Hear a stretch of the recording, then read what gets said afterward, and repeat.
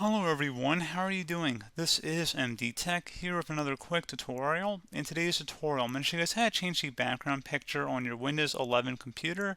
So this should hopefully be a pretty straightforward process here, guys. And without further ado, let's go ahead and jump right into it. So all you have to do is right click on the image you want to change it to and select Set as Desktop Background. Alternatively, you can right click on a blank area of your desktop and select Personalize. At this point, you can go ahead and select a different theme, as well as selecting background from this option down below. And you can go ahead and select one of the sample ones that Windows provides, as well as choosing your own photo. So pretty straightforward process here, guys. And you can also select inside the personalize your background.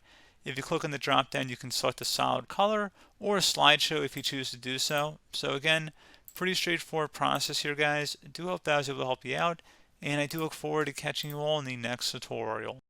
Goodbye.